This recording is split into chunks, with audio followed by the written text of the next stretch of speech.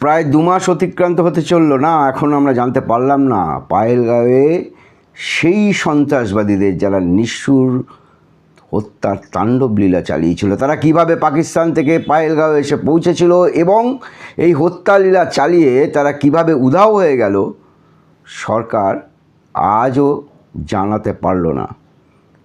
এই সরকারের আমলে একটা জিনিস স্পষ্ট হয়ে যাচ্ছে, মানুষ নিরাপদ নয়। এবং এটা ঠিক যেন সেই পুলওয়ামার পুনরাবৃত্তি, সেখানেও RDX বোঝাই গাড়ি কিভাবে উগ্রপন্থীরা সংগ্রহ করেছিল আজও আমরা জানতে পারলাম না। কাদের ভুলে হয়েছিল ওই ঘটনা, নিরীহ CRPF জওয়ান শহীদ হয়েছিলেন, সে খবর সে তথ্য যেমন সরকার আজও জানাতে পারেনি, এটা পাহেলগাঁওয়ের খবর সরকার জানাতে পারল না।